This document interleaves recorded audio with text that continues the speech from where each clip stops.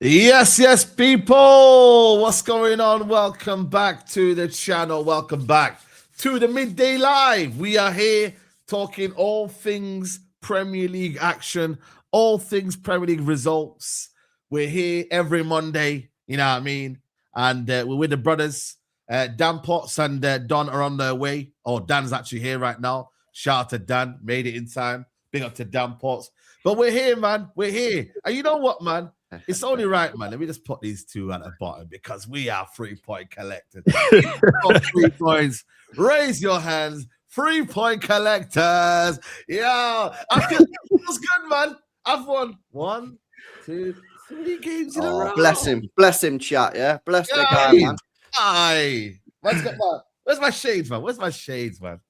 You know what I mean? Yeah, I mean, bro, that's relaxing, bro. Life is good right now.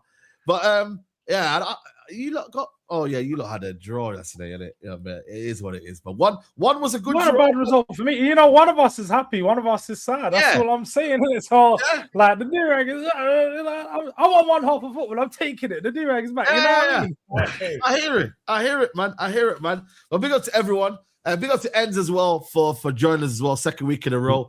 Roms will be back next week. But yeah, man, big up to Ends. Make sure you follow his channel. Link will be in the description. But yeah, man, how are we, lads, man? Is everyone feeling good? Is everyone feeling blessed? I'm very good. You're very, man. Very good. Good, bro. Yeah, my team's second in the fucking league. Yeah, we've got 1 foot in the final in the FA Cup, the last 16 of the fucking Champions League. Talk to me, bro. Who's going to chat to me today, yeah?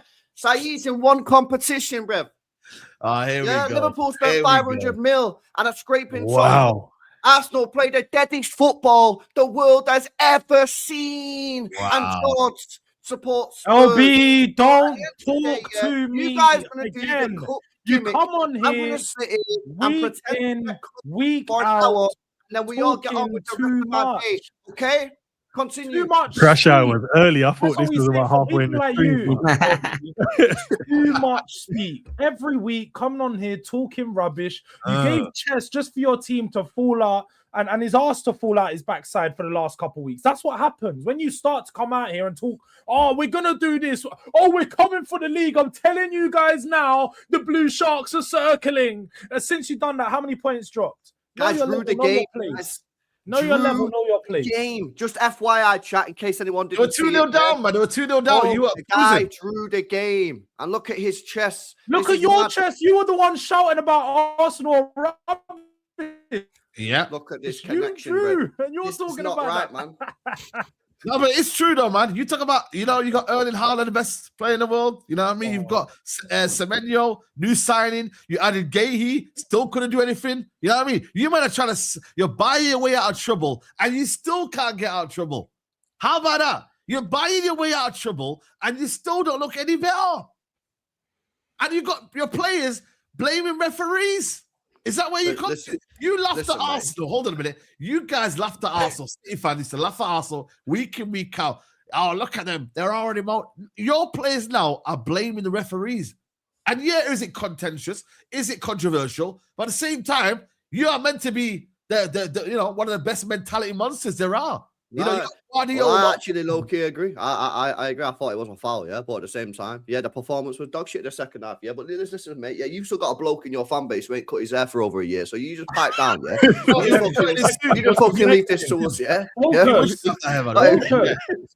Do you get a haircut every time you drop points, LB? Because it's looking like exactly. It's very often, bro. Bro, I wish I could fucking get a haircut, man. Real talk, man. Yeah. You fucking leave the barbers before the barbers leaves you, in it. That's what the guys say. But you know what it is, yeah? Are we overrating City, man, then? Because at the end of the day, yeah, we keep going on like they're gonna be chasing, Arsenal. But really and truly, have they got it in them? Haaland hasn't scored in how long? You know what I mean? Like they look vulnerable. So how are we only 6 points off Arsenal then? Either Arsenal or last week, though. It's not a measurement of you though. You keep saying how you're only 6 points of Arsenal, but have you got it within you to get and claw back them points? I don't think you have. You haven't got it within you. Your main scorer isn't scoring. You're leaking in goals. You're vulnerable in midfield. I kept telling you about Rodri. Rodri isn't the same player. But again, fans are telling me, well, hold on a minute, you can't disrespect Rodri. I'm not disrespecting Rodri. He's gone through an ACL. It's a big injury. And you can't come like that and be like, Ballon d'Or Rodri. You can't. No, I agree. And obviously it didn't help that Pep spammed him out at the start of the season when he come back. That was fucking poor management from Pep, yeah. He played in 3 games in a week when he's just come back from ACL. Poor management, it has to be said. Yeah, but at the end of the day, yeah, there's a lot going on here, man. There's a lot going on. It's not just a sort of like one thing that's going wrong at City at the moment. There's a lot of things going wrong, mate. Yeah, like the constant tinkering by the manager of the formation. Like, bro, I'm not gonna lie, yeah, we played our best football midway through the season so far, which was when we played Liverpool. Yeah, we battered them, we battered Bournemouth, and we battered Dortmund. Yeah, we scored 3-3-4 and conceded 2. Yeah, we've changed the system again. We go against Galatasaray, yeah, first half, scored 2 goals, played great football, fluid football. Yeah, we don't concede a goal. After the match, Cherky comes out and says, this is the system the players want to play. Spurs, brand new system. So Pep, for me, yeah, I was just speaking about it on my channel. Pep, to me, needs to just get a system and run with it, right? But then that's not the only thing. It's not just Pep needs to fix the system and go with it. Yeah, you've then got fucking Haaland, who scored 1 in 10. Yeah, he's not working hard enough, but at the same time, the team's not creating enough for him. So if he's not creating for Haaland ain't Harry Kane, mate. He ain't going to be able to do what Harry Kane can do outside the box. So there's an argument there. Well, should you drop Haaland? Because if you're not creating for him, what does he do? And everyone agrees with that, yeah. If he doesn't score goals, he doesn't do a lot. So you need to create for him. So you drop him. To be fair, did he not drop him the other week, last game? No, you dropped him for 1 game, bro. Yeah, it was 1 game. Oh, okay. Sorry. You're meaning drop him for a few games. Okay. I'm saying, bro, you're not creating chances for him. Put him on a bench, 3-4 games, see what happens when he comes back. He might get a response. And the team needs to be able to create for him. But then his other problems, man. That midfield, not aggressive enough. Kevin De Bruyne last year, when he was still at the club, said Manchester City's midfield is weak and soft. Yeah. Wow. That's what he said. In my opinion, he's the greatest City player as ever been at the football club. That's what he said that, yeah. And I agree, and every City fan would agree with him. You won't find a City fan that says it's not. I know you guys on the panel will say our midfield is weak and soft. And what did we do? We bought Tijani Reinders, who is a soft midfield player. So we've not done anything to fix that. Was the best signing in the window, though. When he real talk, yeah. I thought Reinders going at me saying he's been a flop this season. He's been a flop this season. He has. Yeah, he has been a flop. He has been a flop this season. I thought the guy was going to bank. Yeah, I did as well. I did. Yeah, but he's just not done it. And you find it next year he'll be a squad rotational player for Manchester City. He's our 7th most played player this year, but next year he'll be benched because if you can't get stuck in the midfield in this league, you will not be able to play in that team. So that's disappointing. There's just a lot of things, man. It's just pissing me off because I do think the league is here to be won because Arsenal fucking keep stumbling, yeah. But we just win the league, but you need to let it go, man. You need to let it go. Well, I think this weekend's the one, innit? We go to Anfield. You're getting beat by Liverpool, man. I'm telling you now. You will. Beat by Liverpool. Yeah, bro. Well, no, bro. The thing is, yeah, you know how many times, yeah, in the last 39 matches have we won at Anfield? 2. Once. Nah, give us some respect, man. What are you doing here? It's 1. No. Out of 39, did you say? 39 last games at Anfield. How many have we won in the last 39? What Nicolas Anelka and I can only remember like 2, maybe 1. 2, isn't it? No, 3. Respect us a little bit more. Come on, man. That's a respect. Get out of there, man. Mate, what are we doing here? Mate, yeah? I was going to go for like 5. Yeah. Tell me. Absolutely. Yeah, one was behind closed doors. Yeah. Well. 1989. The chat was telling me. God. 2003 and COVID. Oh my God! Oh, so it's one in the last, one in the last 20 years. Man's going 1989. But yeah, if you do the quick maths, that's 1 win every 10, and this is the 40th game, Braze. Oh my God! Okay, I hear you. He just done some random math. Yeah, that's a timeout. This guy, bro. He done an average of 1 win in every years, games, and then he done this on the 10th game. You know what? It's LB. I'm not lying to you. I'm a bit concerned about you right now because normally you got your shit together, but now it feels like you're scrambling, bro. Man City is scrambling right now. There's a lot of hopium going on, guys. It's just me, but you lot are not sure of Haaland. You're not sure of Rodri. You're not sure of your manager. You're not sure of your defense. Yeah. We're confused, bro. You're confused. Man City, you know. Big Man City. I'm moving like them, man. I don't know what our best system is. I don't know what our best players are. I am questioning the manager. I'm questioning the recruitment. I'm questioning everything. Everything's just confusing, man. Sounds like a Liverpool fan. Yeah, go on. That's exactly what Liverpool fans been saying. Don't trust the manager. Don't trust. Doesn't know the system. What's the best starting 11? What's our transfer strategy? It literally just sounds like a Liverpool fan. Just. But no, you know what your problem is though? We have to be real. It's Pep. Pep is the biggest issue here. Pep is over the last 18 months.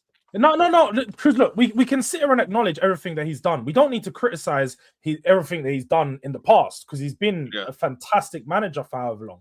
But in the last 18 months, if we just isolate this 18 months of football, Pep has managed the team poorly. Pep has not recruited for the team great.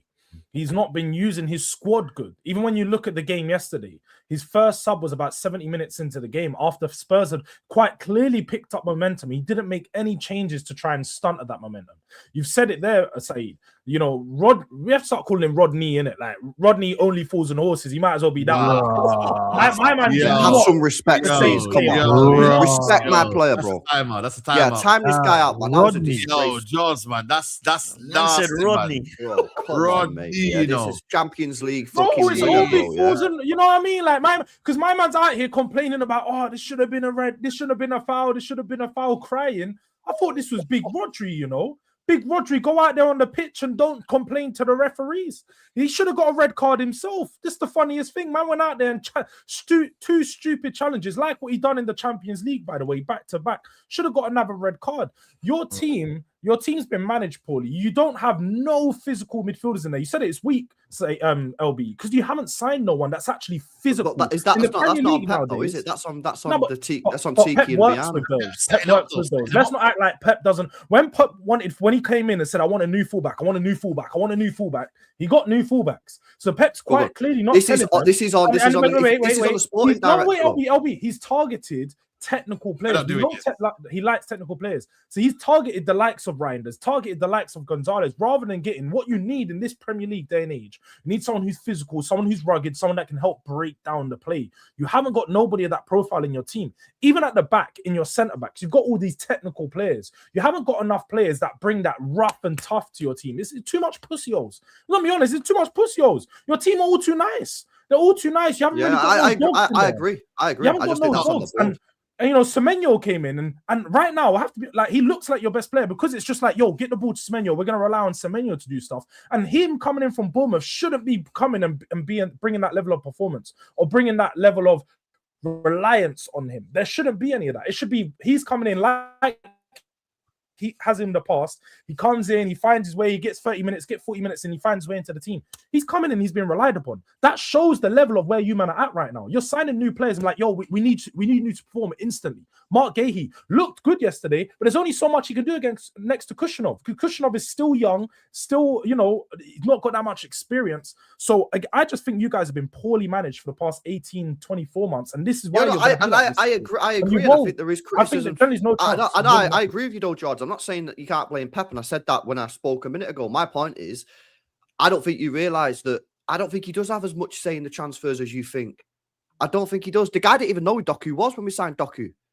The guy was like, I didn't even know who he was. Tiki just pulled him out. You think he knows who Vitor Hayes is? Played 18 games for Palmeiras. You think he knows who Cousinov is? Played 20 games for Lens. This guy Echeverri, you lot are gassing up Echeverri. Well, he fucking should have kept Echeverri. Girona flopped. You know, flopped, bro. He went to your fucking Ten Hag, and Ten Hag fucking ruined him, bro. He was at Man United, yeah, and you lot were saying Echi Messi, and we were gassing him up. He's at Girona now, man. And is he going to get into the first team? Is he? Yes, he will. That game he'll start. Are you sure? If Phil Foden's getting dropped yesterday, if Cherky's doing stinking hook, yeah. Do you watch the last two Girona games? No, because I don't watch La Liga, man. Well, you should start watching it. Techie ballers everywhere, bro. Listen, man. What was the score? What was the score? Did he get assist? Man are battling relegation. Nah, he come off the bench, man. He couldn't save him in time. So who's in charge then of the signings? Then is it only the club? Is it the club signing players? Yeah, exactly. Man said he could have saved him in time. You know, you're finished. You know, you're finished. And then, by the way, yeah, he said about poor recruitment. Yeah, did you not make a video 2 weeks ago saying Don Hugo? Yeah. What was he saying? No. He did a stream. Hugo Viana, you mean? No, because Hugo I think Viana, the yeah, he signing, made a stream. Yeah, no, the Gay signing and the Semenyo signing, they're top tier signings, but we still didn't get that midfielder that we needed in midfield. I think where it all went wrong was for City 2 years ago when we could have got Bruno G out of Newcastle for 100 mil and City said, nah, it's too much. When I watch Bruno G, he is literally, when George is talking then, and I agree with him, George was saying there, yeah, when George is talking about that midfield, I think Bruno G is literally the perfect player to fix what George was just talking about. And we could have got him for 100 mil and we walked away because we didn't want to pay the fee. And this guy, when George is speaking about what we need in that midfield, which I agree with him on, he literally ticks the box on everything. And there's a reason he's 100 mil, because he's fucking mint, bro. And we should have got him 2 years ago. And we said, no, too much money. We're walking away. And then we got Nunes, who flopped in midfield. And listen, the guy's sort of like redone his career as a right back and he's doing all right. But we've not got that midfielder in there that can snap legs and break legs, man. So look at this. This is a recruitment from Man City. Would we say that Semenyo's a good signing? Yes or no? Yeah, Semenyo's a good signing. He's already got. Why was Nori playing left wing yesterday? That's again another confusing one. What was going on there? He's a left back as well. He's a left back, but right. He's not really done anything. Well, you won't see that again. I don't think you'll see that again. Yeah. Again, Reinders hasn't really done much. Signed for 47 million. Reinders has been poor. I can't lie. Ryan Cherky's been good. Ryan Cherky's been balling out. He's on cold. Even the got 20 GA already for this season, man. Let's just wow, that's good. And he was mint yesterday as well, man. He was very unlucky not to have a second goal as well. Good save by the keeper. Trafford again didn't really make sense when you got backup goalkeeper, like what we're doing here. Yeah. Gahey. Why you just skip over fucking Donnarumma? Okay, Donnarumma. Yeah, you know what I mean? Yeah, we get beat if it's not Donnarumma. Yeah, he's the one been in goal with the 19 goals conceded. Yeah. Yeah, but it's still mint. Gahey's going to be good. Signing. I'll give him that one. Nipan's back for you lot, man. So you got no excuses now. Yeah, what are we doing here, man? I've been seeing he was playing under 21s in Championship, man. Very mid. Yeah, and obviously there's the players that you bought him from last time and that. You get me? And obviously he sold Oscar Bob, Yankuto, Akanji, all of these players there as well. So it's not as if like you've been bad. Like, and if you look at it, even like last season, yeah, if you look at their transfer window last season, like what we're doing here, like why are now all of a sudden we're starting to look at recruitment and be like, oh, it's not great. Look at that Omar Mamouche. I don't think the recruitment has been. I don't think it's been great. Exactly. Shambles. I don't think it's been a shambles. Yeah. We've got some misses. Don't get me wrong, but every club we could do this with. We've all had misses. Yeah. Arsenal have had misses. Could do it with the whole panel. I don't think it is that. I think Pep's unreal. I'd never question Pep, and I'd never ever sort of rule him out. But I think George has actually got a point. I don't think Pep's actually utilised some of these players great. If I'm honest, I do think that it's been a struggle for the kind of injuries they've had. I don't think the players have come in and they haven't looked as good. I've always felt Manchester City have looked a little bit vulnerable defensively. Over the years, they haven't. And they started to pick it up this season. And I thought maybe I'm wrong. Maybe Man City don't look defensively bad. And then I'm looking at it now thinking they look defensively bad again. So I don't know, man. I look at some of the players individually, and I think that's just not what I look at as a scary Manchester City. I think Nunes is a very good crosser of the ball, but I think they could get a better right back. That's why they want Tino Livramento at left back. I think O'Reilly's a good squad player, but is he really what they want at left back moving forward? Probably not. I think when you look defensively, Diaz and Vardy are very good, but cover, I don't know. Maybe they could do better there. Gahey is an excellent signing, by the way. I know he had a shambles yesterday, but he's an excellent signing. They don't look like they've replaced Rodri, and Rodri doesn't quite look the same. I didn't expect Rodri to look the same when he come back. I thought it would take some time. And Nico, what's his name? Nico, is it Gonzalez? I think he's had good games and bad games. Like his games, I've looked at him thinking, oh, okay. And then bad. Reinders, I hold my hands up. I thought that was an exceptional signing. It hasn't worked out. I was very, very jealous of that signing. I thought he was perfect for what Manchester City would need under Pep, and it ain't worked out. Foden, I don't know where he's been again for the last few weeks. He's a player that everyone said, there we go, he's better than everyone in the world, and I haven't seen him for a few weeks again. This is what Foden does sometimes. He goes missing, and then he'll come back again in the next couple of weeks, and everyone will be telling me how great he is again. This is just what Foden does, is my opinion. Haaland, look, we all know what Haaland is. He's the best striker in the world. Let's just say how it is. He is better for me than anyone. He is. He just goal galore, right? But he's dried up, and I think you have to look at the service for that. Where I would say I have question marks over is the wingers at Manchester City, the wide players. Other than Ryan Cherky, who hasn't really always played out wide, I don't believe, maybe LB will correct me, he's played centrally a lot of the time as well. And Semenyo, who they've just bought. I'll be looking at it as a Man City fan thinking like, not so much Oscar Bog because he's been sold and he's a young kid, but Doku, like what is it with this guy, man? Like I just don't get Doku. I think he scored 4 goals in his whole Man City career already or something crazy in 3 seasons. Savio's got 1 goal in the last 3 seasons. I just don't get how these guys aren't getting more of a cooking, in my opinion, because let me tell you, if it's Victor Gyökeres getting 1 in 10 like Haaland, we ain't hearing the end of it. Trust me. I think you've got to remain consistent, and maybe Man City are not bottling it because there wasn't anything in their hands at the time, but maybe they're crumbling a bit. And I'm not one who sits there and cries about Arsenal when, I think we deserve a lot of the stuff we've bottled, is fair to say, in the last couple of years. But I feel like we need to remain consistent, because if we were doing what Manchester City have been doing in the last few games, I think people would be going absolutely mad about it. I know City have got more credit in the bank, right? But I think they have to remain more consistent about what Man City have been doing. They haven't been good enough, man. Let's just say how it is.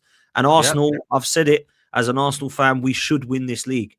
We should now be 12, 13 points. I stand by it.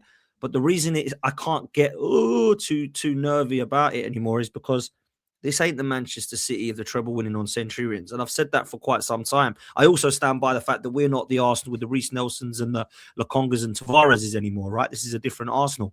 And he has to win it, Arteta. Like he must, yeah?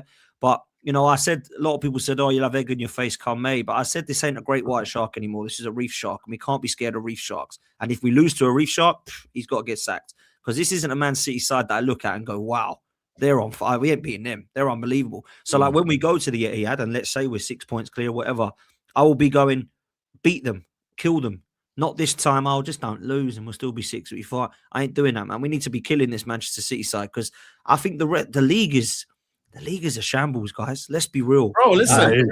The league is a shambles. Yeah. Like, it's so bad quality-wise. I know everyone, you can't say that because Arsenal are top. Arsenal are top and we should win this league. We are the best squad, right? But this is a poor season, man. I'm looking at like sort of fourth down, thinking, so what? You're telling me 4th place to 15th place and anyone can still get 4th or 15th? Yeah. That's how bad it is, man. Like, it's great for competitiveness and it's great for a watch, but it ain't good quality, is it? Let's just be real. So, yeah, I look at Manchester City and I ain't scared anymore, man. I've got to be real. I'll go to ends here. Like, what do you think? Like, do you think like Man City can still catch Arsenal? You know what I mean? Do you think they've got within them? They've got good players. Like, is it Guardiola issue? Like, what do you think is like the biggest problem for Man City? I think it's the same as Dan. To be fair, it's not the same City. They don't have the same team. They don't have the same killers. They had a KDB. They had the Riyad Mahrez. Like, people that understood Bernardo at his top level. Foden normally can be able to put it on and off. Haaland could just score at any moment in the game, but now you're relying on Haaland going, if he's not scoring, we can't win a game of football. If we're not creating for him, we can't win, and no one else is taking up that reign. And I'm with Dan. The wingers, Savinho, they wanted to sell him to Spurs, get rid of him. Doku, I don't even think we didn't like that. We refused the bid, bro. We didn't want to sell him. Yeah, but he's not even playing. Do you know what I mean? Even when he was fit, though, was he starting games week in, week out? He wasn't. He was on the bench. No, because he was poor. Yeah, he was poor. And then Doku, he can beat players left, right, and the center, but then the end product isn't there. So then, if you're a Haaland, you're going, so I'm making good runs, but who's going to get the ball to me? And then you got Foden at the moment. He's just hot and cold. So I don't think they're going to be able to catch Arsenal as it stands. Because I thought this week would have been the one. They would have beat Spurs. It would have probably got in within a point and maybe stayed at 4. But the fact of Arsenal slipped up the week before, and then you think, okay, you've let City back in. Arsenal went and won, and then City decided they wanted to slip up. So even when Arsenal opened the door, City don't even want it. I only wish that my team was, buckled up their ideas, man. I feel it's there to be won. It's there for Arsenal to be won, and they should win it. But it's open, even if City decides to buck up their ideas, let's see what they can do. But I think Arsenal's just got enough. They can grind out clean sheets if they need to.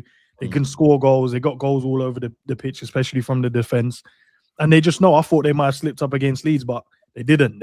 When I looked at the result, I was like 4-0. I was like, okay, normal proceedings. And then Villa slipped up as well. The other outsider you thought maybe could have done something or rattled the cage a little bit, but it's not the old City. It's for me, the killer instinct at the top end ain't there, right? So if you look at that Sunderland game, so this run that we're on, 1 winning 6, it started against Sunderland away. Yeah, we drew 0-0, I think. we win that game if we had a Sterling or a Sane, because I don't know if you guys remember, I don't know if you watched it, but Savio had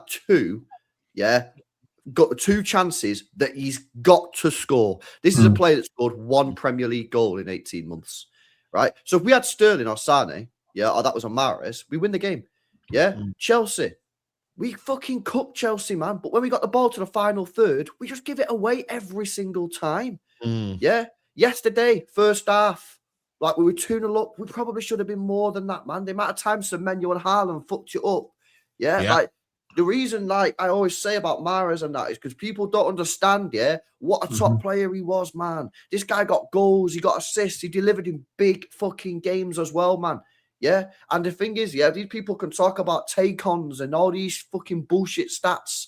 It's about putting the ball in the net. And people forget this, man. People come up with all these stats, because all these websites have created all these invention stats, X this, X that, And yet, how many goals he got? How many assists has he got?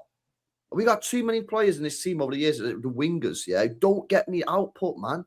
This is why Semenyo, like, I think Semenyo ain't going to be the perfect player for Manchester City, right? But he's going to get me goals. Yesterday he was shit, but he got me a goal. So whatever, man. I ain't going to get too much on the guy's case. Thought it was awful, But I'm not going to get too much on the guy's case, because he scored. He was poor. Man couldn't even get past Archie Gray right back. I'm just saying it. You're not getting out penalty to get past Archie Gray is madness, bro. I know. But then Doku would have cooked at Archie Gray. It probably wouldn't have led to anything. So, this is what I'm talking about. How many though, LB, out of the players that you've signed in terms of like we all know the legends that left the club, right? Kevin De Bruyne and David Silva were unbelievable.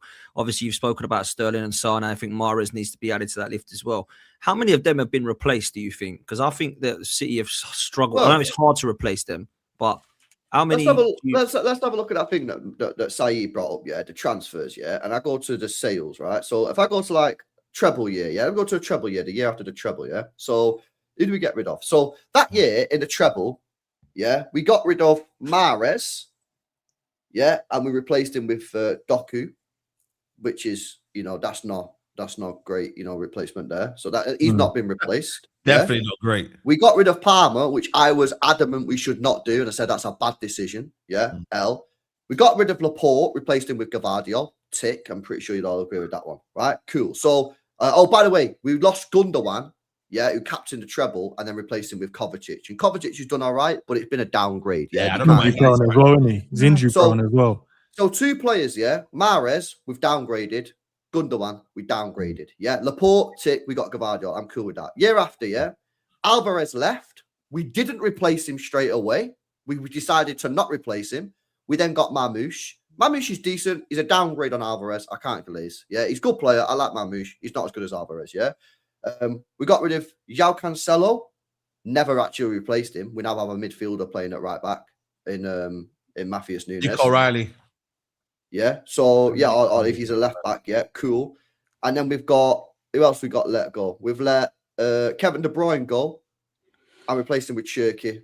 Probably the best you're gonna do, right? That's a different one. But you've let Gundogan go, a treble winning Gundogan. Didn't not replaced him still, and you've let Mahrez go and you've still not replaced him.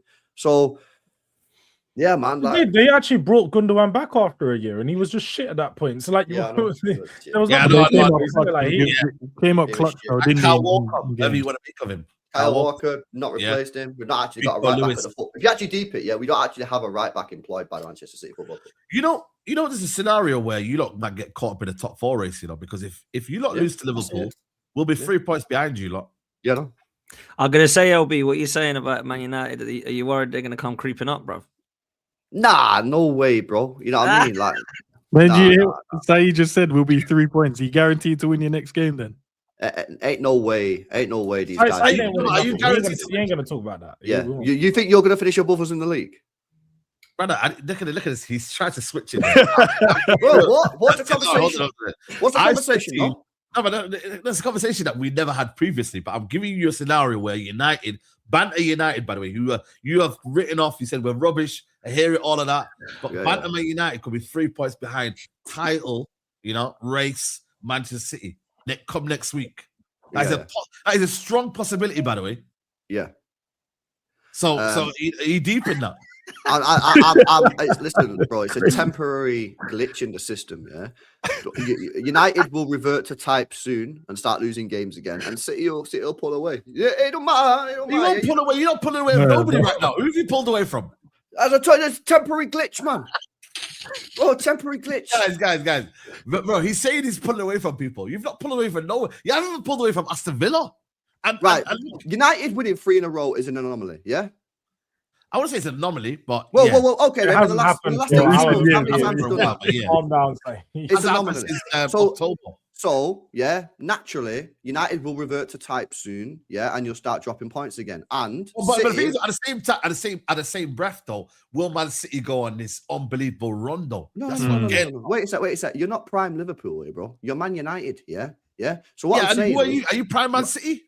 No, but I'm saying you're going to revert to type, yeah, and you'll start dropping points. What are you going to do? What are you going to do, though? We'll just win a few games here or there. But that's not enough to go clear of teams. You're seeing it right now. The reason why you're not clear of... We will finish at least 14 points above Man United.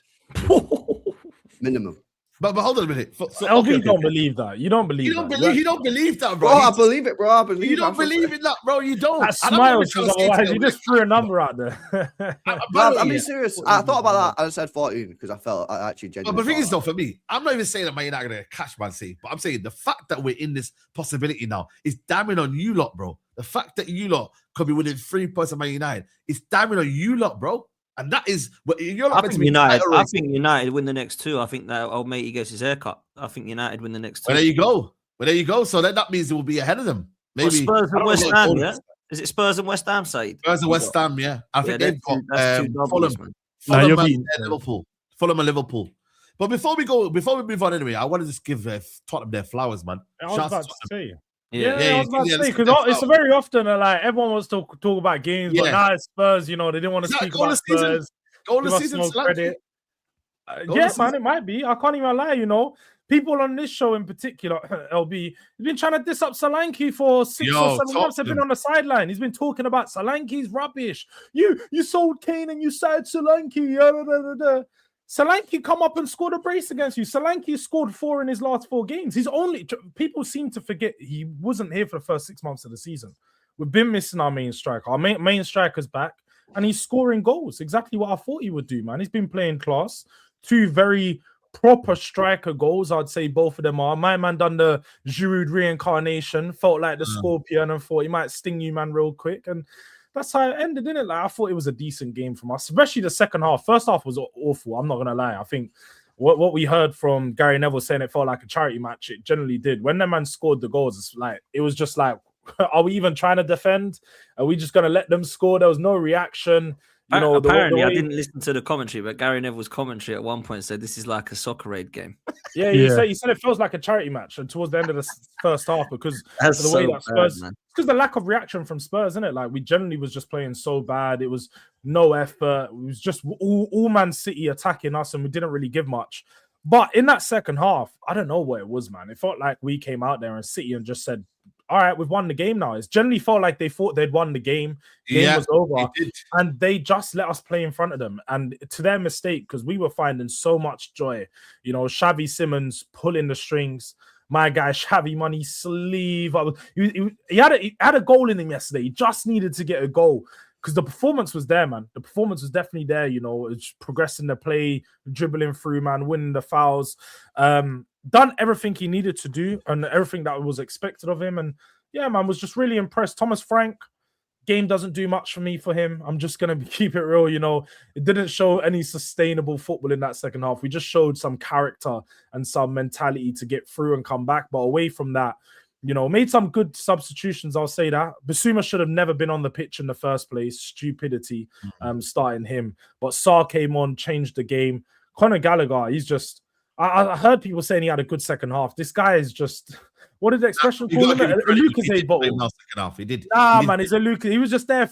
He's one of them ones. He's just putting in challenges, covering ground. Sorry, you need though, man. He did a bit of passion at the minute. Man. When he's on the ball again, he just doesn't bring me nothing on the ball. Like he got the assist. Sometimes you need that though, George. Sometimes you need a workhorse. Sometimes you need look. I wouldn't want him in my midfield, but you got to say to him second half, fair play to him. Like and Xavi Simons, I agree. I thought those two. Look, I'm one with LB that's dunked on Solanke. I can't yesterday for what he did. I know they're complaining about the foul, and they said for the first goal, the second goal was cold, man. That was absolutely sick. So yeah, man. Look, Thomas Frank, the Arsenal silver member. Fair play. Thank you, my brother. I appreciate that. And yeah, man, we needed you boys to do the business yesterday, and you did for us. So I appreciate that. We told you we would, done, innit? Like every single time they go, "Oh, the Spurs gonna bend over for City." I say, "Look, I'd love to yesterday, but ultimately, my team always tends to turn up, and Manchester City just they don't know how to deal with us." Like, and the worst thing is, every time we seem to play you and pick up points, we have injury crisis.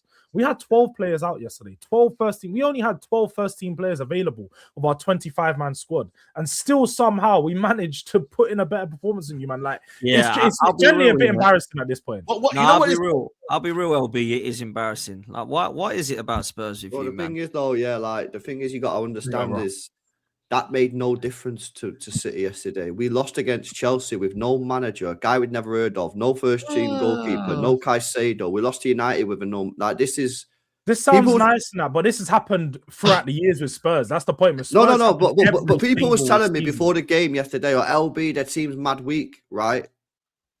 That don't make a difference. If we win, we win. If we lose, or whatever. Like this ain't gonna make a difference to the way the game goes. We lost against Chelsea with that McFarlane guy in charge, who no one ever heard of. I know Caicedo. I know first choice goalkeeper. So Spurs telling me that they had you drew actually, mate. You didn't lose. You drew. It felt like a loss, didn't it? Yeah. It felt like a loss, bro. Yeah, real talk. When you play these dead teams, it's fucking bad, man. What does that make you, bro? Dan Potts nearly beat you. Well, my team's second in the division. Yeah, so the second best team in this football league. To my guy Callum, man. Yeah, man. You know what I mean? You sound like your captain right now, LB, bro. You're crying like your captain. You okay over there, bro? Is everything all right? Yeah? I'm pretty calm, man, to be honest with you. Yeah, I'm pretty chill, to be honest. You know what I mean? Because you've taken so long to come into the show. He hasn't been able to talk about Sanchez yet. So he's just been waiting to get a bit happy. He's going to get there, though. We're going to another 10, 15 minutes. He's going to start getting on to Robert Sanchez again. Certain man got scooped, Certain man got scooped by a scorpion. You know what I'm saying, blood? I ain't going to say no names, but we all saw who that happened to. We saw that. But no, honestly, Tottenham, I'm just glad that Thomas Frank stayed a longer, man, as well. So that means is that why he said flowers? Because that's it. Got to give them their flowers, man, because that means he keeps in the job longer. And listen, one thing I will say is Tottenham do have a lot of injuries. People don't give Tottenham the benefit of doubt, the amount of injuries that they've got. Madison, Kulusevski, and they're big game players, bro, that are out injured. So yeah, it is dark, but at the same time, though, still got to do better with what you've got. And I don't think that's harsh. I'll be real, yeah. I do agree, but it is a little bit harsh. Like against this game in City, knowing the team we went in, I wouldn't expect anything from this type of game. Wouldn't even expect, so if we lost, I wouldn't have come in and complained, because when you have 12 available, like I said, we could literally name 12 players that are injured, and that would make up a full squad that could even go up against a squad that played yesterday. Facts. Like very good. So it is tough. Like I can sit here and give Frank and be like, oh, it's tough and that. You are right, but who's that at the back, George? Is Romero playing? Romero went off because he was ill halfway through the game. Van der Ven's out, Danso's out, Spencer's out, Poro's out. What's his name? Guy with the ponytail. He's so bad. Dragusin, he's awful, man. He's awful. Oh my god, they might be 30 million though, which is crazy. He won't last. He'll be gone in the summer. No chance he lasts any longer. Especially with that Vescovic coming back in, real generational centre back. Trust me, that one when we get him in, generational. Yeah. Serious. Damn, man, it's crazy. Serves as a stepping stone anyway. Yeah. Let me get this. So you talk about Cinnamon Swirls, Xavi. Big up to you. Listen, he did his thing, man. Pep has reached his peak. He can't achieve more than he has previously. Things are going downwards now. Look at the football, boring, sideways passing. That's a bit harsh, man. That might be a bit harsh, but fair enough. No. What do you think, LB? What do you think, LB, bro? Do you think Pep has actually That's a fair comment. Do you think Pep's what's the word? He's not come to the end though, Don. Surely you think? Well, I ain't got first of all, I ain't got a crystal ball. Lack of idea. I can't tell you if he's come to the end. Yeah. What Has he come to like a ball, like a wall? Sorry. he's making a few mistakes. He's tinkering way too much. Hmm. Yeah, but I don't think anyone can. How can you answer that? Is he what? How can you fucking answer that question? I don't know. People have said this about him before, and then he's gone and won the league. You know what I'm saying? So we'll see, man. We'll see. But at the same time, like when you've got such a glaring fucking hole in the midfield and it's so soft and it's just dead, like that is a major problem. So that needs solving. I think for me, yeah, like when we get Anderson in the summer, because I think we'll probably get Anderson, yeah. Nah, you ain't getting him. At that point, there's literally nothing that you can actually say. There's literally nothing you can say, man. At that point, he's got to do better. Yeah, you're gonna get him Saeed then. Yeah, you're gonna. Oh, we will. Trust me. You'll see it. I feel City and Villa are in the top 4 race, and one of them will end up in Europa. Pep needs to break the curse and join Spurs. And where is his Pep convo for his inability to adapt? From Dreeklin. Yeah, man. People are dancing around it. People are dancing around it, bro. When in reality, this run that you've had, LB, where you've got, was it 1 win in 6, bro? Pep's been at fault for a lot of those results as well.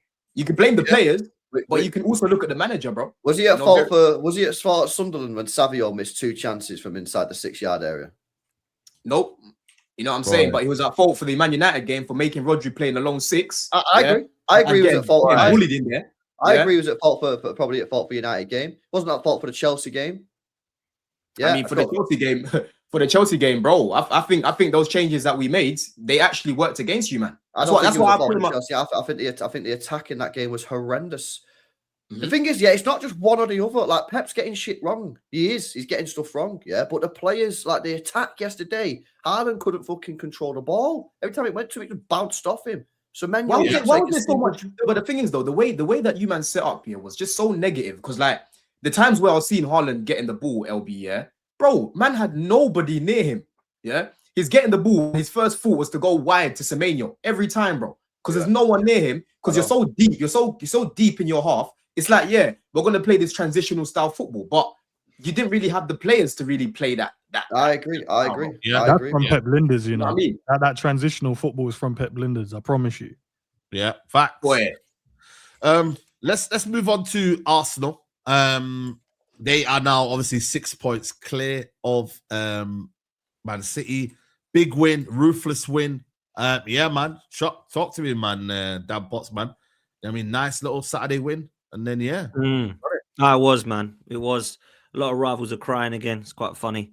Oh, it should have been on at 5:30 at 8. They might have lost. Shut up. Wow. Man. Let's play a 3 p.m. game. We never do that. We've been on TV we've only had 2 games at 3 p.m., which was West Ham and Brighton. All the others have been on TV this year. Like, just allow it, man. We were brilliant. We were really good. First half, comfortable. Noni Madueke, big up to him because Saka got injured in the warm-up and everyone was like, oh no, because Noni was so bad against Carrick. Like, really bad. But his crossing was good. I thought he was excellent with the first half performance. And in the second half, I think the subs actually made us better this time. Big up to Mikel Arteta. Yeah. Brave decision to drop the captain. I thought it was the right decision as well. Ødegaard come back on, actually played pretty well when he came on. So he's had a bit of a wake-up call. Havertz back. Jesus scoring. Gyökeres scoring. Martinelli coming on, playing well. It was a really good performance, Saeed. And this was a team, by the way, that had been unbeaten in 10. Everyone said it was a banana skin. They, including myself, said, yeah, I'm worried about this game and the way we've been playing.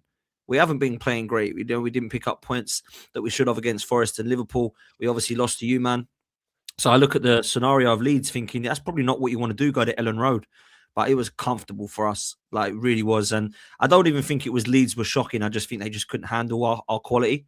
Like Leeds weren't unbelievable by any means. But at the same time, I thought Arsenal just come and did a job with them. And I think we needed to see a reaction. Mikel Arteta's press conference was very interesting about after Manchester United, saying we know it's a bad one. The fans deserve better, and we need to go and do the business. And I felt that we did that. I felt it was very, very good. Gyökeres, no hate from him this weekend because he scored, so no one can slate off him. Then you've got Martinelli and Jesus and Ødegaard and all these guys coming on. Paul Merson and Jamie Redknapp were saying on Scott Saturday, as well as Tim Sherwood and all the other guys, oh my God, their squad's so good. I know Marino's now out there. It's a bad one, by the way. He's broken his foot. They reckon he's out for the season, which is a shame. Yeah. Because he's been really, really good. And we're linked with Tonali today, which is mad. I mean, that's never going to happen. They've rubbished it. They've quashed it straight away. Yeah. I mean, they're not going to sell him to us, are they? Crikey, not at January. But I look and think. Well, I think we are short though in that position now because Marino kind of covers both the striker and the midfield. Valeri, bring him back. Well, maybe we'll bring Ethan back now, or maybe we'll go into the market and do some smart. No, that's not happening. We're linked with that Heart striker now. I don't know the 18 Wilson. Yeah, James Wilson. I don't know anything about him, but yeah, the man has scouted players for SPL.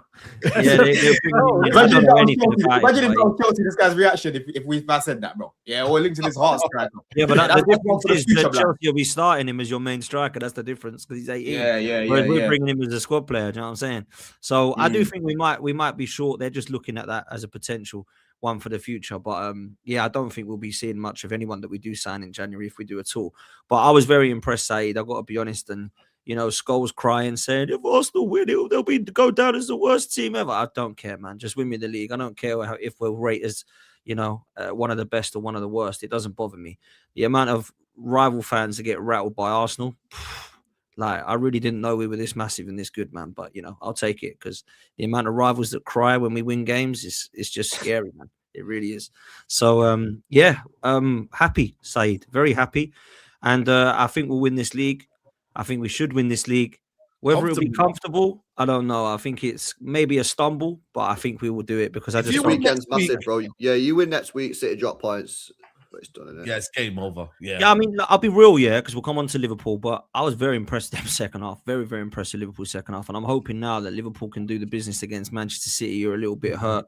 And hopefully they can get something. And then if we can start making this lead from 6 to 8 to 10s to 12, then I'll start to be with all the other guys in my fan base that think the league's done and wrapped up because I'm not there yet. But I do think that we win the league. When some people say to me, do you think Arsenal win the league? My answer is yes. I don't think it will be like by 9, 10, 11 points. I don't think that will happen because we've seen us try to take that distance and we haven't been able to. We've failed to get across the line with that stuff. So, look, I'll say this. We leave London 2 more times, and that's against Manchester City away and Brighton. That's it. Everything else is in London. It's either at the Emirates or it's at away teams in London. Wow, that is massive for us, man. Massive for us. That's so mad. Yeah, we go to City and that's it. Leeds one was the last one. We've done Sunderland, we've done Newcastle, we've done Liverpool, we've done United, we've done Everton. We've done the other Midlands teams. It's literally just down south to Brighton once, which is like 2 hours away, if that, an hour away. And then, yeah, obviously at Man City at the Etihad in April. So that's massive for Arsenal. And I know we've got to go away in Europe. I get that.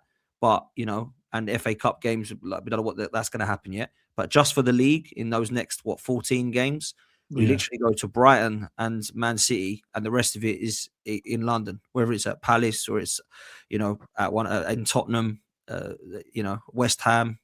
We've got to go to all those guys. Oh, Wolves away. Sorry, Wolves is the other one. But that's that should be a win. Point is, we're not got yeah, Wolves ain't exactly miles away.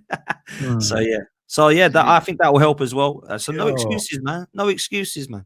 Got to win this league. I thought. Listen, I thought Arsenal were really impressive, man. I thought you dominated that first half. You pinned them back.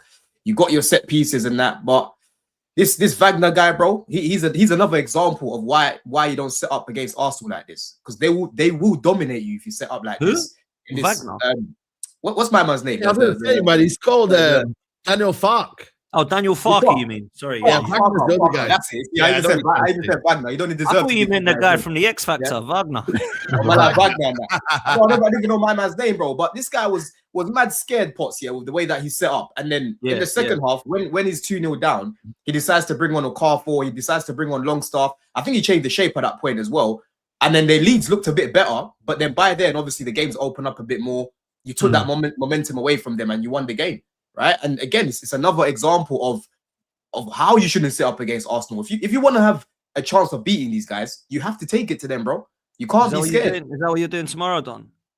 We have to take it to you, bro. We have to take it to you. We got to score first. We've got to score first, bro. We can't sit back, do a Man City, try to soak up bare pressure, bare deep, and then try to get you, man, on the transition. It's not going to work like that. We need to set up similar to United, go in the mid block and take it to you, man, bro. You know what I mean? Go blow for blow. Leeds, they tried to do that in the second half. They looked a bit better. First half, bro, it was just soaking up pressure. You're not going to beat Arsenal like that, man. You're not going to beat Arsenal like that, bro. By the way, how do you beat them then? You got to do a pause on that one, Don. You got to do a pause on that one. Yeah, I was going to say. You man. Hey, come on, man. Hey, 2026 now. You need to allow the pause thing, innit? You need to allow the pause thing now. Well, how do you beat Arsenal then? New top. Go Because the way I see it is, like, I think Arsenal's attack, is not like the most creative in the league, and I think even Potsy will probably agree with me on that one, right? So it's sort of, if you're a team that's not great, it sort of influences you to sit back and play a low block, but then they'll spam out corners. Exactly. So how do you set up against Arsenal then? Because you open up the game like teams do in the Champions League, and they'll cook you, but you sit back. And then they won't cook you because they can't create chances, but then they get caught. I don't think they necessarily will cook you, though, LB, because if you look at the Liverpool game, they didn't cook Liverpool. It's about having only teams with quality can open up against Arsenal, because you've got to have that quality to finish, just like they do. Arsenal are a good team at attacking when they find the space. They've got good players in that final third who will take advantage of those opportunities. But we need to be real. Like, let's say, for example, the game tomorrow, Chelsea can open up against Arsenal. They'll have a better game against them. They'll probably create some good chances. But ultimately, we know Arsenal have got the better quality than Chelsea. So that will be the difference in them winning or losing the game. Yeah, no, but I'm talking about... Chelsea haven't got any quality then, yeah? George, I'm talking about the general... I'm not talking about like these teams. You've got players that can hurt them too, George. Yeah, I know that, John. It's not going to happen. How do you set up? Set up against you know what you got to avoid here? I know it sounds mad here, but the set pieces are key. If you avoid set pieces... George's class, man. That was so... How do you avoid the set pieces, though, Saeed? That's what I'm... Go on, Saeed. What I'm saying is difficult because the set pieces are so lethal, and I did a TikTok the other day. I said, teams are fearing Arsenal set pieces now, and that's becoming a problem where you can't fear it. You've got to be able to withstand that pressure and be strong and brave. But at the same time, if you make sure you don't concede a set piece, you're halfway there. Because on the floor, I'm not saying Arsenal aren't amazing on the floor, but they are less likely to score first on the floor rather than it's that set piece. Can we get that early goal for the set piece? And then all of a sudden, Arsenal starts to play good football. They start to relax. Because the teams open up because they've got to get back in the game. But LB, the problem that you've got, the reason why Arsenal get so many set pieces, right, is because they maintain that pressure, bro. They don't let you get out of your half, right? Yes. They counter press you. They don't let you play out from the back, right? And if you're sitting in that block, eventually, bro, they're going to knock it down. Even if it's not Saka scoring or Gyökeres scoring, they will score a set piece, broski. And then that will open up the game naturally. And then what happens at that point, LB, is these teams, then they open up, then they start to attack. So to me, I'm like, that's a backward tactic. I would rather you go for it first. Don't go, gun-ho and that, Set up in a mid-block, you know what I'm saying? So you've actually got a chance of pushing them back as well. And you're going to concede less corners. But Don, when I watch Arsenal in the Champions League, this is what teams do against them, and they fucking beat them all. And they're going to stop the league. Champions is different, though. But the Champions League is different because teams in the Champions League are not going to Arsenal and saying teams go, well, we'll take them on a little bit. We'll play a bit of football. And then Arsenal batter them because when you say batter them, what teams are you talking about? You're talking about Inter Milan. You're talking about Atletico Madrid. Two defensive teams, bro. You're not talking about. I watched the Bilbao game where Bilbao tried to play football. Yeah, they're awful. They're Bilbao tried to play. You put them a Europa League team just 7 or 8 months ago. You're missing the point. But Bayern Munich didn't set up well. You're missing the point. You won't even get up Arsenal. Bro, listen, you're missing the point. If you open up against Arsenal, they will beat you. That's what happens in the Champions League. Am I wrong? Not good quality teams, what I'm saying. You got up when they go up against the PSGs, the Bayerns in the next round, you're gonna see that they beat Bayern. Right, they didn't beat them in the knockout round a few years ago. I'm talking about the Premier League now. So when you pull it back to the Premier League, how do teams in the middle of the division let's analyze the teams that are beating Arsenal in the league? United are beating them, and I think for me, United didn't play low block. They played a mid block. It was a mid block. It was a mid block. So Liverpool played a mid block. Liverpool nearly beat them. They played a mid block as well. Yeah, they played as well. Exactly. So Villa beat us as well. Villa beat 3 teams in the top 6. Yeah. Who else? So again, going back to the point that I've said about 100 times, how does a team in the middle of the table or bottom of the table set up against Arsenal? It's a mentality shift, though, LB. It's a mentality. Yes. It's not all about quality, bro. Sometimes you just got to say, yo, listen, boys, we know these guys are a good team and that, but we're not going to be scared and just sit back the whole game. We are going to be first to every second ball. We're going to be first to every first ball. We are going to, overload that midfield. We're going to press them the way they're trying to press us, bro. Right? Because Arsenal aren't going to be perfect in every single phase of play. They're not going to be perfect. They're not going to be perfect in every phase of play, LB. We've seen Zubimendi make mistakes leading to goals. Yeah? He can be a weak spot. You press him, Yeah, he could do that. You know what I'm saying, bro? So obviously Arsenal are better than Leeds on paper. I'm not saying they're not, right? And I'm not saying it's going to be equal if they come out to play. All I'm saying is, for me personally, I think you've got a better chance of getting a result against this Arsenal team if you set up in more like a mid block rather than a low block. If you set up in a low block, I'm sorry, bro, their set pieces are too good. Their set pieces are too good, bro. I think if you give Arsenal any sort of space in behind, I think they'll expose it, and I think that'll then start playing into Gyökeres's hands. I don't. If you're a mid-table team or team in the lower half of the division, I think the only way you can play against Arsenal is park the bus and hope that they have an off day with set pieces. Yeah, I agree with LB. To be fair, man, that tactic is that's how you go out like a sucker. That's how you go out like a sucker, bro. You know? Oh, but but you go out fighting for your life. You just want to get there and get fucking knocked out within 5 minutes and go, oh well, at least come on. What if you catch them? What if you catch them off guard the way Ruiz caught AJ off guard, bro? You spark them in the face. You score first. How about then? What then, LB? Because we know that's one time. How many other fights did he have where he won the fucking fight? What you're doing is you're going in there swinging, looking for a knockout. Yeah, and 9 times out of 10, you're gonna end up on the fucking deck. I never said that. I never said go gun ho. I said go mid block. That's what I said. I think the best way, yeah. I'm not talking about City and Liverpool. I'm talking about the 13 teams who are mid-table, bottom half of the team, yeah, bottom half of the table. I think the best way to go against Arsenal for them teams is to fucking park the bus, start out the corners, and hope that Arsenal have an off day. If you try to take them on, you'll get beat. That's true. But I think for me, right now, it's the top of the league, and right now, we have to find ways of teams have to find ways of doing it. But at the same time, the set pieces is a big thing. First thing, I rank you, Saeed. This zonal marking off rapid. This zonal marking does not work, in my opinion, against this Arsenal set pieces. Arsenal exploit. You have to go man to man. You have to go man to man. Yeah, you have to go man to man. But the problem is obviously man to man. If one person flops, then it pretty much fucks up the whole. But then at least you can say your fucking fault, mate. Hold that guy accountable. That's what I'd do, George. If I was the manager, I'd look all the players in the face in the dressing room. I said, you're marking him. If your man scores, I'm going to crucify you in this dressing room after the fucking game. Do not let your man score. Whereas now it's sort of like, oh, well, it wasn't my fault. It was just that Arsenal. You notice, whenever Arsenal score off a set piece, we all just glaze Arsenal set pieces. When was the last time you gone, oh, that defender should have done better on that set piece, or that defender should have done... No, because the way that we defend as a league against these Arsenal set pieces, we just glaze Arsenal. There is no accountability on any defender, any midfielder, any attacker in that penalty area to defend the fucking ball, because the way that everyone sets up is this shit zonal marking. I think as well, I agree with that. No one has sat there once and said, like, the other 19 teams need to look at themselves. I don't know why it's all like, Arsenal crap scoring all these set pieces. What do you mean Arsenal crap scoring these set pieces? Why aren't the other 19 teams doing it? And why aren't the other 19 teams to be fair, they are. Like, why aren't they speaking about it then, George? Why aren't they? No, they are, Dan, but it's because they're not winning all their games by doing it. You guys, like, majority of your wins come through it, whereas other teams, they're dropping points. Like Tottenham and Chelsea both have similar numbers set piece wise. You actually look into it. I'm pretty sure Tottenham's on like 10 goals. Chelsea's on like United have a lot as well. No, we scored 2. You guys are winning your games doing it, Dan, and you guys actually own, like, there's a lot of games that you can look at and say you only won the game because of the set pieces, and that's the difference. Is you're defensively so good and can rely on that, whereas a lot of us aren't winning games doing it. We're just scoring goals. Yeah, but there's nothing wrong with scoring set pieces, right? There's nothing wrong with having that as one of your main strengths, and that's why I'm saying you can't let these guys pin you back, bro, because one of their biggest strengths is those set pieces, bro.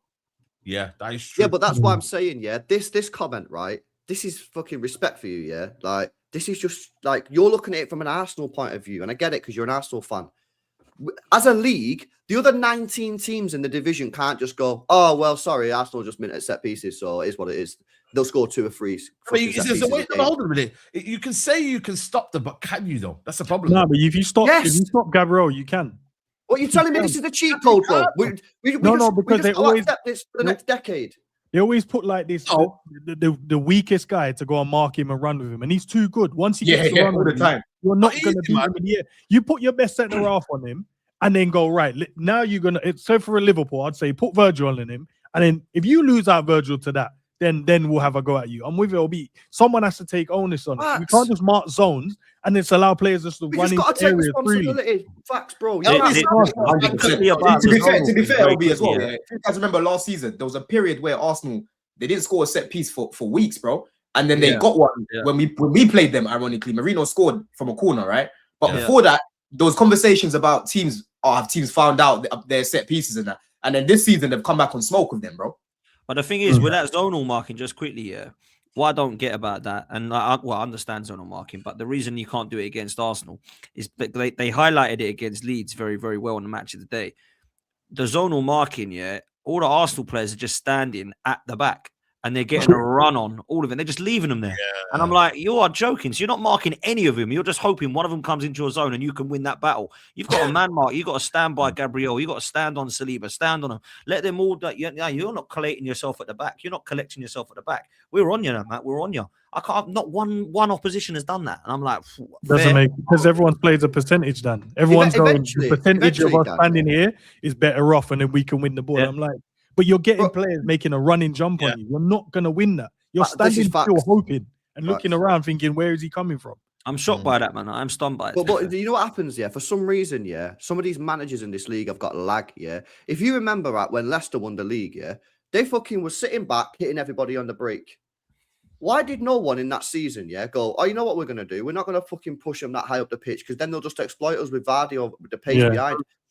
What everybody did is everybody waited until they'd actually won the league, and then all the managers went, oh, yeah, we should probably just set up a little bit different against Leicester next season. They did, and then Leicester fucking struggled. So what will probably happen is it will eventually happen where managers go, yo, we actually can't just defend against Arsenal off set pieces like we defend off everybody else. And it will happen, and then Arsenal won't be as sort of potent on these corners as they currently are. But for some reason, they're just leaving it for ages. And every game, no matter what team it is, you see teams set up the same way off set pieces. Yeah, and if you play football, you know, if you're standing still and a ball's coming in and a guy's got a run on you, you're cooked. You're not winning cooked, bro. And the deliveries they put in, yeah, all you need is a little touch. Deliveries. All you need is a little touch. But That's you know it. what though? But it does sound to me like you're frustrated the fact that no one's helping you. I can't lie, LB, man.